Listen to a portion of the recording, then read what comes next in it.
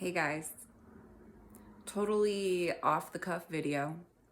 What I really didn't want to come on and make a video, but Spirit is like pressing me. All I wanted to do was read today. And I even woke up at like, I don't know, it was like 3 in the morning and I just felt the urge to read.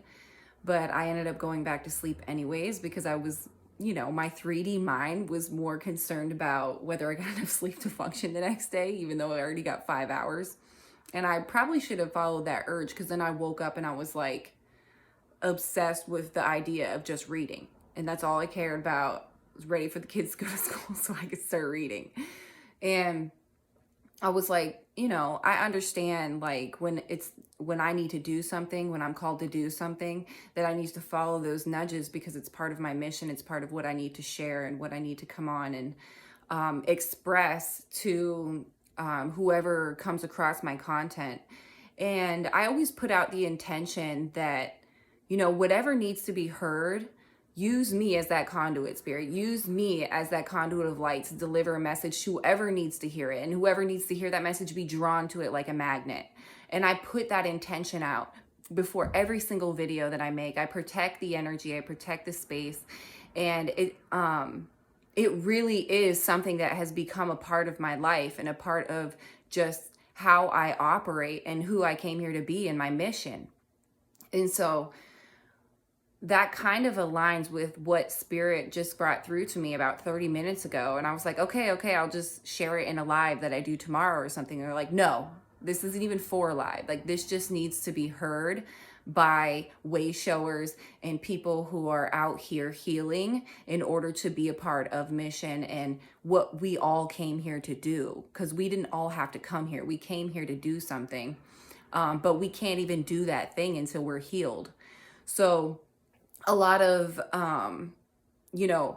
way showers have come in, and the people like me who are supposed to be the voice box for, awakening others, like on YouTube or on social media, a lot of them are stuck in the fact that they figured out, or they were brought all this information, they were brought all this spiritual knowledge, they were brought, so much, and they're ready to share it. And then they go to share this information, and instead of it coming through in an organic way, it's so structured, it's so in the matrix, it's so like, how many likes did I get, how many followers, like their goals are off.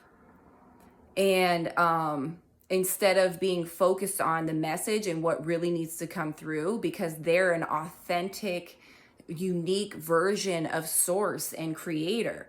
And so what they have to share is going to be different than the next person and the next person. And when we all come together with our messages, they come together in a cohesive way in order to help raise the collective. Certain people are drawn to certain way showers in order to elevate. I'm drawn to, and throughout my journey, I've been drawn to certain way showers that align with who I am.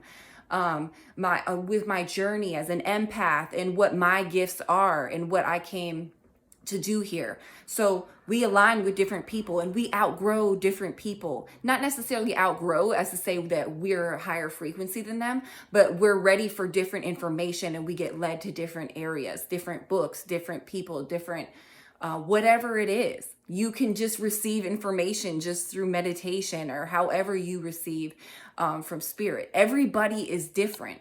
But what they were emphasizing is that everybody's so caught up in the whole guru thing. If you, like, when people get up on that pedestal and they came to be on mission and be this voice box, if you're not completely healed, part of your ego can still be operating and using this what your mission is to come in for in a different direction, from a space of ego instead of from a space of your highest calling to be that conduit of light for source, and really get the message out to those who need to hear it, that are at that space on their journey and that need that message right now. And we're so, like, a lot of people are so caught up in their ego that they're more worried about, like, what people think of them. So they'll close off. They'll have these blocks in their throat chakra. So they won't share as much as maybe they could in order to help others because they're worried of what somebody thinks, or they're worried they'll lose followers, or they're worried about how much likes they have, or they're worried about XYZ. Or they're literally using the platform in order to externally validate themselves through attention. I'll just use an example. I don't know if you guys have heard of like the Jezebel energy, where like someone will have the energy in them where they're using their sexuality in order to entice people, in order to feed off other people's energy. You see that running rampant on Instagram in general, but you also see it in the spiritual community. And it's just like how you can be so powerful, you can activate these gifts, or these gifts can already be activated in you, and you can use them for the light or you can use them for the dark. And a lot of people think, oh, my gifts are activated, so they're automatically, I can trust a being that I'm trying to channel. I can use my sexuality to get more followers at the same time. But a lot of it is unconscious. It's not that I'm coming out here attacking people and say they're consciously doing this. No, most people are completely unconscious, and that they're operating from their ego. And this isn't me trying to attack everybody. This is like a wake-up call to for everyone to check themselves, just like I have to check my own self. And I'm humble enough to say that I do have to check myself along the way. But, you know, anybody that's been watching my lives, seen that I've been reading the Conversations with Nostradamus books that are the Dolores Cannon books where she channels Nostradamus. But anyways, his energy with her he sometimes gets frustrated with her.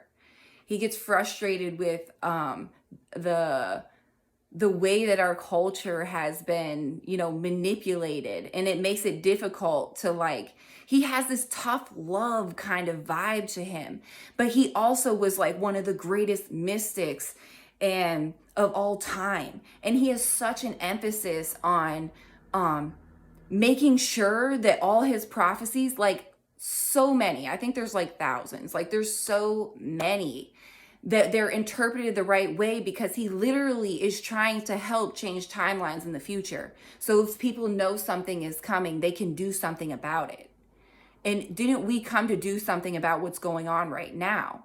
And it was like just something that I had to work on personally as somebody who came as a voice box in this spiritual movement, was that I am such a tough love kind of person. I'm a straight shooter, and that triggers people. It really does trigger people. And I'm aware of that. And I have suppressed that in a lot of ways because of I don't want to be that.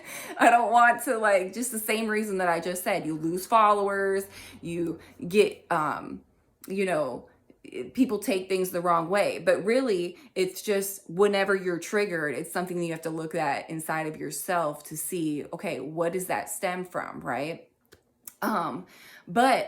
One thing that it's taught me just starting to read these books was that I just have to be authentically myself and not worry about what other people think or how it'll be interpreted, because whoever is meant to come and gravitate towards that message will receive it, and it will be exactly what they need. And even if it's somebody who gets triggered by my message and they hit unfollow, or they don't like it, or whatever the case may be, it still triggers something inside of them to look at something differently, to look at maybe the way they operate differently.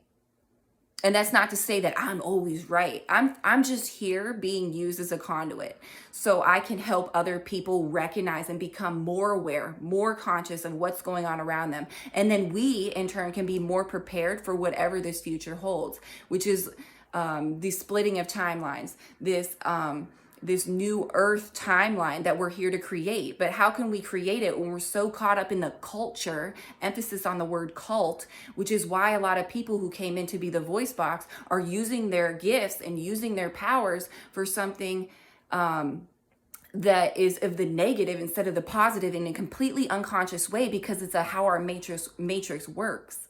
It's like, for example, it's like making a vision board so you can manifest all these material things, because you understand how that energy works. Well, are you really using that energy for the good, or is it service to self? Because we came here to be service to others.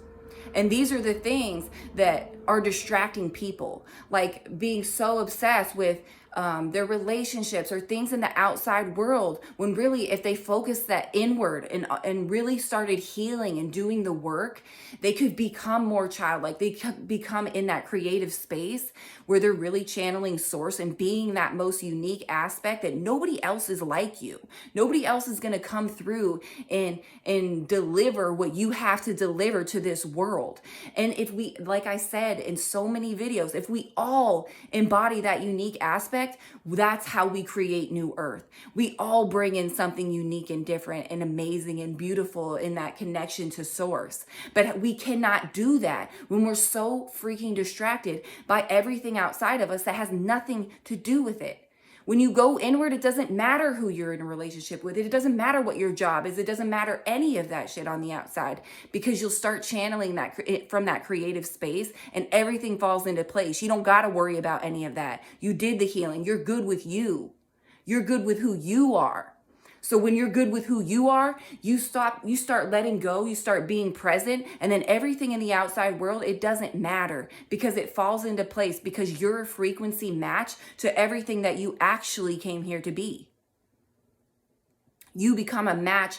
Your frequency becomes a match to your true mission of who you are and your most unique, authentic self, connected to source, being who you came here to be. Because we did come here for a reason. And the more that I dig into that, the more I am validated in that. And I feel it within my own self. And that's exactly what was coming to me this morning that Spirit insisted I get on here and share. So I'm going to get back to my reading, which is what I'm doing right now. But I hope this helps somebody. I hope this helps anyone who watches this video look at things a little bit differently. Stop being so distracted by the things on the outside. Pay attention. Use discernment. It doesn't matter, a lot of people, that are the voice boxes in the spiritual movement. It doesn't mean if they're caught in ego in one aspect that every single thing they have to say isn't in alignment with source. It's discernment, people. Everybody wants to throw the baby out with the bathwater and judge. It's not about that. It's about understanding. When you're expanding your consciousness means becoming more aware. You're literally becoming more aware of every little aspect and detail of your surroundings, more aware of the people, more aware of your environment, more aware of what's going on in the world, more aware just of sitting out in nature and being more aware of the birds or whatever you're experiencing. That is what expanding your consciousness is. That is what ascension is. And the more aware you are, the more you empathize, the more that you make conscious decisions when you eat food or in what you say to people, how you interact in your relationships. You don't blame somebody else for the way you feel. You don't blame somebody else for anything that's happening to you because you understand how powerful you are and that you're in control of your own life. You take your power back. That's all we do. We give it away to our distractions. We give it away to our phone, our jobs, our families who guilt us into being places where we don't want to be. We always have that voice, and we have to choose whether we're going to use it or not. Whether we're going to sit in fear because we're afraid of having to have a difficult conversation, or somebody unfollowing us on social media, or our family not understanding, or anybody not understanding. It's not about that.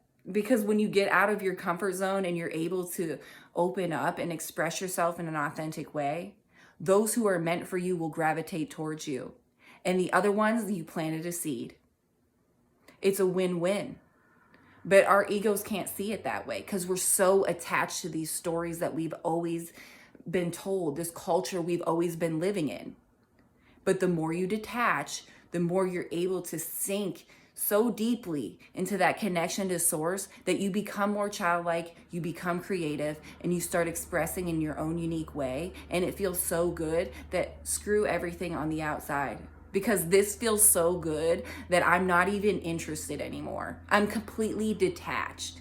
And that's a huge lesson for everybody on this journey to learn, is that the more you detach, the more free you become, the more connected you become to source, and the more childlike and fulfilling your life becomes. And you're in service to others, you're on mission. So it's even more fulfilling because it's not just serving your ego. It's not just about making money or having followers or anything like that. It's literally about changing this world and being a positive part of that change. I hope you guys have an amazing rest of your day, and I'll see you later this week on my YouTube channel. So keep your notifications on and look out for my lives so you're able to co-create and interact with me on those. All right. Have a great day, guys.